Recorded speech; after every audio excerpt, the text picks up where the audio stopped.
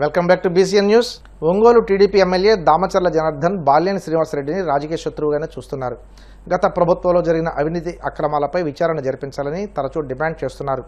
ప్రభుత్వంపై కూడా ఒత్తిడి తెస్తున్నారు. హైదరాబాద్లో కాకుండా ఒంగోలులో ఉండాలని బాలినేనికి మరోసారి ఎమ్మెల్యే సవాల్ చేశారు.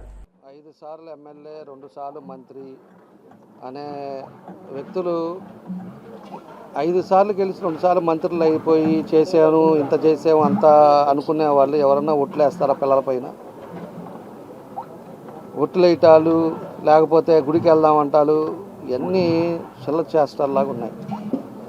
ఉతికమంటే నేను ఏం చెప్పాను మొన్న ఆయన మాట్లాడిన దాని మీద మేము క్లారిటీగా ఇచ్చాను. అయ్యా నువ్వు ఇక్కడ ఉండు, హైదరాబాద్లో కాదు, వచ్చేదను పొద్దున్నే 11ంటికి వచ్చేదను మధ్యాహ్నం 3ంటికి వెళ్ళిపోయేది కాదు. నువ్వు ఏడే ఉండు, ఇక్కడే ఉండి ఎవరిదైనా కూడా పొరపాట్లు ఉంటే నువ్వు కూడా ఎన్డీఏ కూటమి మీద ఉన్నావు. ఎన్డీఏ కూటమి మీద ఉండేటప్పుడు నువ్వు ఎవరన్నా కూడా ఇక్కడ పొరపాటులు జరిగినా ఎక్కడైనా కూడా కబ్జాలు జరిగినా ఏ ఇబ్బంది జరిగినా కూడా నువ్వు నిలదీయటానికి నీకు హక్కు ఉంది అని అంత క్లారిటీగా చెప్పాను నేను. మళ్ళీ ఇవాళ వచ్చిన తర్వాత మళ్ళీ నా దగ్గర అవి ఉన్నాయి నేను అవి చెప్తాను ఇవి చెప్తాను. ఎందుకు నాకు అర్థం కావట్లా. నువ్వు చెప్పరా స్వామి, నువ్వు ఏడే ఉండు, నీకు ఎవడేం చేశారో నువ్వు చెప్పు అని మేము చెబుతా ఉంటే పొద్దుగూకులు రావటం, ఏదో ఒకటి మాట్లాడటం, వెళ్ళిపోవటం, లేకపోతే మా కొడుకు మీద కొట్టేస్తానంటాం. ఏంటో ఈ భాష ఏంటో మాకు అర్థం కావట్లా. తర్వాత రెండోది మెప్మా అన్నాడు. మెప్మాది కూడా నేను క్లియర్గా చెప్పాం. మెప్మాది ఆల్రెడీ ఎంక్వైరీ చేసాం, నారాయణ గారికి చెప్పాము. అక్కడ కూడా స్టేట్ గవర్నమెంట్ నుంచి కూడా ఎంక్వైరీ చేశారు. ఇక్కడ కలెక్టర్ గారు ఒక 3 కలిపి ఇక్కడ ఎంక్వైరీ చేశారు. జరుగుతుంది. దాని మీద ఉద్యోగస్తులు ఉండే వాళ్ళని తీశారు. తర్వాత బ్యాంక్ వాళ్ళు ఎవరున్నారు, లేకపోతే 19 నుంచి చేసిన ఎవరెవరు ఉన్నారో వాళ్ళందరూ చేస్తారని చెప్పేసి కూడా క్లియర్గా కూడా నేను మొన్న కూడా చెప్పా. మళ్ళా ఇవాళ ఎవరున్నారో లోడాలి, ఎవరున్నారో అప్పుడు 19 నుంచి 24లో వైఎస్ఆర్ కూడా ఆ మెప్మాలో ఉండే వాళ్ళని కూడా అరెస్ట్ చేయాలి. ఇవాళ నీ గవర్నమెంట్ ఉంది, నువ్వు ఎమ్మెల్యేగా ఉన్నావు, నువ్వు ఎందుకు చేయలేకపోతున్నావు అంటే ఏంటి నాకు అర్థం కాల. నువ్వు ఎన్డీఏ గవర్నమెంట్లో నువ్వు ఉన్నావు, నీకు ఆ మాత్రం రైట్స్ లేదా? నువ్వు పోయి కలెక్టర్ గారి దగ్గర కూర్చొని స్పెషల్గా ఒకటి ఎంక్వైరీ చేయించు. ఎవడు కాదన్నాడు దీనికి? ఎవడన్నా మా పక్క ఎవరైనా తిరిగే వాళ్ళు ఏదైనా పొరపాటు ఉంటే కూడా తప్పకుండా దాని మీద యాక్షన్ తీసుకో, తప్పులేదు దాంట్లో. 19-24లో మీ సైడ్ నుంచి ఎవరున్నారో వాళ్ళని కూడా బయటికి తీయమని చెప్పి నువ్వు అడుగు. ఊరకనే ప్రెస్లో మాట్లాడి మా కొడుకు మీద ఒట్టు అంటాం ఏంటది నాకు అర్థం కాదు. నువ్వు పోయి కలెక్టర్ గారి దగ్గర ఎందుకు మాట్లాడలేవు? లేకపోతే అక్కడికి వెళ్ళేసి స్టేట్ గవర్నమెంట్లోకి వెళ్ళి సీఎం గారితో కూడా మాట్లాడి వేయించు, స్పెషల్ ఎంక్వైరీ వేయించు. నారాయణ గారిని గలు, నువ్వు కూటమిలో ఉన్నావు కదా, 5 సార్లు 2 సార్లు కదా. 5 సార్లు అనేవాడివి నువ్వు ఇంకేం మాట్లాడతారు నాకు అర్థం కాదు. కాబట్టి మెప్మాది మేము క్లియర్గా 2-3 సార్లు చెప్పాం. మన ముఖ్యమంత్రి గారు మీటింగ్ జరిగేటప్పుడు కూడా కలెక్టర్ గారిని అడిగా, ఏమండి ఏమైంది ఎంక్వైరీ ఏం జరుగుతుందని చెప్పేసి కూడా అడిగిన తర్వాత మేము ఆల్రెడీ ఎంక్వైరీ జరుగుతూ ఉందండి అని చెప్పేసి ఆయన చెప్పాడు. నువ్వు పోయేసి కావాలంటే వచ్చి సర్రని పోవటం కాదు, నువ్వు వచ్చి ఆయనతో కూర్చొని మాట్లాడు, తప్పులేదు. ఫోన్ చేసి మాట్లాడేది ఏంది? ఫోన్ చేసి మాట్లాడాను, లేకపోతే అక్కడి నుంచి ఉత్తరం పంపించాము, ఇవి కాదు. నీకు చిత్తశుద్ధి ఉంటే నువ్వు నిజంగా ఏదో దాని మీద ఏదో ఆతృతిగా ఏం జరిగిపోయిందో తెలుసుకోవాలన్నప్పుడు నువ్వు పోయి కూర్చొని మాట్లాడేసి దాని ఎంక్వైరీ ఫాస్ట్గా వేయించి ఎవరున్నారో పేరు నువ్వు కూడా ఇవాళ మేము ఎమ్మెల్యే అవ్వచ్చు, కానీ నువ్వు కూడా కూటమిలో ఉన్నావు, నీ పార్టీ కూడా కూటమిలో ఉంది, నువ్వు కూడా ఉన్నావు కదా, ఒక బాధ్యులుగా ఉన్నావు కాబట్టి నువ్వు కూడా అడుగు. మేము కూడా రమ్మంటే మేము కూడా వస్తాం, మేము కూడా ఉంటాం, కలెక్టర్ గారిని అడుగుదాం, ఎప్పటికల్లా తెలుస్తామని చెప్పేసి కలెక్టర్ గారిని అడుగుతాం. ఒంగోలు నియోజకవర్గంలో తెలుగుదేశం వైసీపీ కలిసి పనిచేస్తున్నాయని జనసేన నేత బాలినేని శ్రీనివాసరెడ్డి ఆరోపించారు. తన ప్రతిష్ట దెబ్బతీసేందుకు ఎమ్మెల్యే దామచర్ల జనార్దన్ ప్రయత్నిస్తున్నారని విమర్శించారు. ఇసుక బియ్యంతో అక్రమంగా సంపాదిస్తున్న ఎమ్మెల్యే తనపై ఇష్టం వచ్చినట్లు మాట్లాడితే సహించేది లేదని హెచ్చరించారు. కూటమిలో ఉన్నా అని చెప్పి ఇన్ని రోజులు మెలకున్నా నా వ్యక్తిగతంగా మాట్లాడి నన్ను ఇంకా కూడా ఇమినేట్ చేస్తే నేను ఊరుకునే పరిస్థితి. నాకు పార్టీ ఏం ప్రాబ్లం లే, నేను ప్రజల్లోకి వెళ్తా. నా ప్రజలు కావాలి, నాకు ప్రజలు చాలా ఇబ్బంది పడుతూ ఉన్నారు అని నాకు ఫోన్ చేశారంటున్నారు. అవును, 6 నెలలు నువ్వు చేసిన రాజకీయాలు నాకు ఫోన్ చేశారు, అందుకు చెప్పాను. నాకు ఫోన్ చేయకూడదా? నేను 5 సార్లు ఎమ్మెల్యేగా ఉన్నా ఒంగోలులో, 2 సార్లు మంత్రి చేశా, నాకు ఫోన్ చేయగలదా ప్రజలు? చేయకూడదా? నేను ఎమ్మెల్యేగా ఉన్నా నాకేం చేయాలంటే? అరాజకాలు ఎవరు సృష్టిస్తున్నారు, ఎవరు చేస్తున్నారు, అది తేలాలా. నేను ఒకటే చెప్తా ఉన్నా, డ్వాక్రా గ్రూపులు పేదవాళ్ళని ఎంత దోచుకున్నావో ఆ డబ్బులు మొత్తం ఎవరైతే ఉన్నారో వాళ్ళు బయట పెట్టాలి. పెట్టిందా ఊరుకోను అన్నావు కదా. నేను ఎప్పుడో వస్తానో వారానికి 2 రోజులు ఇక్కడే ఉంటా. నేను ఇక్కడ చెప్తా ఉన్నా, అన్నిటికీ సిద్ధంగా ఉన్నా. నన్ను కామ్గా ఉన్నవాడిని అనవసరంగా బయటకు తీసుకొచ్చావు.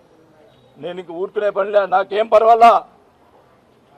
నాకు పార్టీ అన్నదండలు ఉన్నా లేకపోయినా ప్రజలు నా అన్నదండలు ఉన్నాయి. నాకు ప్రజల అన్నదండలు ఉన్నంత కాలం నేను రాజకీయాలు పోరాటం చేస్తాను. నేను డెఫినెట్గా నేను ఒకటే చెప్తా ఉన్నా, చంద్రబాబు నాయుడు గారికి కూడా ఒకటే చెప్తా, వాళ్ళకి విన్నవించుకుంటున్నా. నేను కూటమికి అన్ని రకాలుగా సహకరిద్దాం అనుకున్నా. ఈ రకంగా నన్ను వ్యక్తిగతంగా వేరే ఇప్పుడు ఒక మీటింగ్లో ఆయన ప్రెస్ మీట్లో ఒక విషయం మాట్లాడుతున్నా. ఆయన పక్కనే సూర్యప్రకాష్ రెడ్డి అనే అతను టీడీపీ కూర్చున్నాడు, ప్రెస్ మీట్లో కూర్చున్నాడు కదా. అయిపోయింది. మరుసటి రోజు సూర్యప్రకాష్ రెడ్డి ప్రెస్ మీట్ పెడతాడు. నేను వైవి సుబ్బారెడ్డిని జైలు వేసి సంతోషిస్తానని ఏదో ఒక మాట అన్నాను. దానికి సూర్యప్రకాష్ రెడ్డి మన ఆయన టీడీపీ వైవి సుబ్బారెడ్డిని సపోర్ట్గా అరగంట మాట్లాడాడు ప్రెస్ మీట్లో. అంటే ఏంటి అంటే ఇక్కడ చంద్రబాబు నాయుడు గారు ఇక్కడ చెప్తా ఉన్నా, మరి ఆయన మరి అందరికీ అన్ని పార్టీలకు చెప్తా ఉన్నా, ఇక్కడ వైఎస్ఆర్ పార్టీ టీడీపీ కలిసి ప్రకాశం జిల్లాలో బాలినేనితో పోరాటం చేస్తున్నారు. వీళ్ళు కలిసి నా మీద పోరాటం చేస్తున్నారు. నాకు దేనికైనా ఇంకా ఎన్ని పార్టీలు వచ్చినా నేను పోరాటం చేసేందుకు సిద్ధంగా ఉన్నా. ఇదేం అన్యాయం? వైసీపీ టీడీపీ కలిసి పనిచేయటం ఏంది? ఇక్కడ ఒకరు మాట్లాడేవాడు ఉండడు, ఇక్కడ ఒకరి గురించి ఒకరు మాట్లాడుకునేవాడు ఉండడు. చూసా చదువుతున్నారా? ఏంది ఇది? ప్రజలు ఇబ్బంది పడుతూ ఉన్నారు, మాట్లాడేవాళ్ళు లేరు. అందుకని మాట్లాడుతున్నా. నన్ను ఎవరు ఏం చేసుకున్నా ఏం పర్వాలేదు. ఆంధ్రప్రదేశ్, తెలంగాణ రాష్ట్రాలలో ఒంటరి మహిళలను లక్ష్యంగా చేసుకుని బంగారు గొలుసులు దొంగిలిస్తున్న 2 అంతర్రాష్ట్ర దొంగలను బాపట్ల జిల్లా కర్లపాలెం పోలీసులు అరెస్ట్ చేశారు.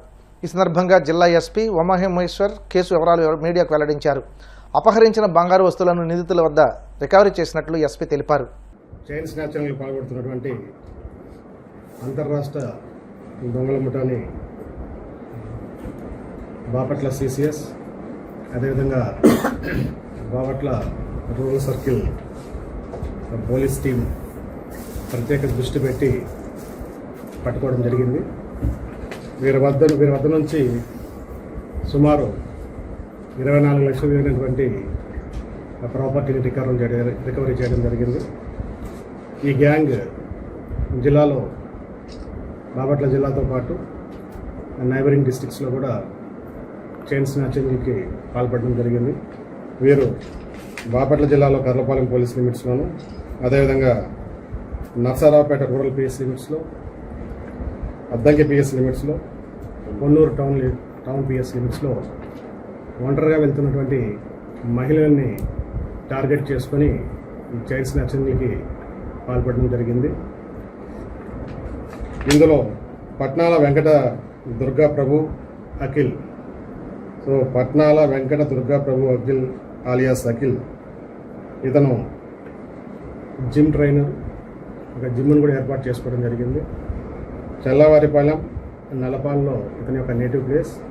ప్రజెంట్ పిరంగిపురంలో ఈ జిమ్ని పెట్టుకొని జిమ్ని ఆర్గనైజ్ చేస్తున్నాడు.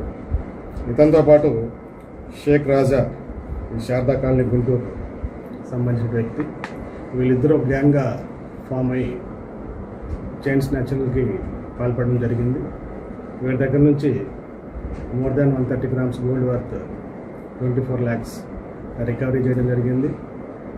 ముఖ్యంగా ఈ దుర్గా ప్రభు అఖిల్ విచారించగా ఇతను రీసెంట్ టైమ్స్లో జిమ్ని ఏర్పాటు చేసుకొని ఆ జిమ్కి ఏర్పాటులో అతను తీసుకున్నటువంటి లోన్స్, ఈఎంఐస్ సమస్య ఏర్పడి వాటి నుంచి బయటపడడానికి ఈ చైన్ స్నాచింగ్ని చూజ్ చేసుకోవడం జరిగింది.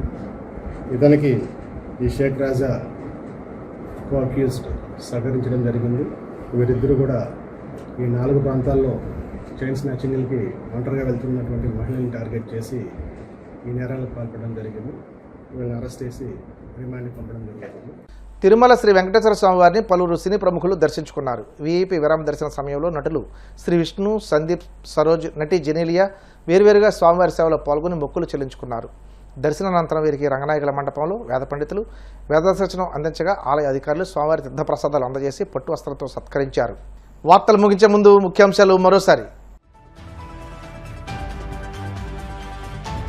పాలకొల్లు నుండి వెంకటాపురం ఆర్ఎన్బి రహదారి అభివృద్ధి పనులకు శంకుస్థాపన చేసిన మంత్రి నిమ్మల అభివృద్ధి సంక్షేమమే ప్రధాన అంశాలుగా ముందుకు సాగుతున్నామని స్పష్టం. గుంటూరు మున్సిపల్ పనులపై కేంద్ర మంత్రి పెమ్మసాని చంద్రశేఖర్ సమీక్ష. వేసవిలో చిట్ట చివరి ప్రాంతానికి కూడా నీరు అందేలా ప్రత్యేక దృష్టి పెట్టాలని సూచన. అత్యంత పవిత్రమైన ధార్మిక సంస్థకు అధ్యక్షుడిగా ఉంటూ అప్రత్య కార్యకలాపాలకు పాల్పడటం సిగ్గుచేటు. బిఆర్ నాయుడుపై ధ్వజమెత్తిన టీటీడీ మాజీ చైర్మన్ భూమన. తిరుమల శ్రీవారిని దర్శించుకున్న పలువురు సినీ ప్రముఖులు ఆలయ మర్యాదలతో స్వాగతం పలికిన అధికారులు. ఈ వార్తలు ఇంతటితో సమాప్తం. మరిన్ని వార్తల కోసం BCN digital YouTube channel, Facebook page follow అవ్వండి. అప్డేట్ వార్తల కోసం ప్లీజ్ సబ్స్క్రైబ్.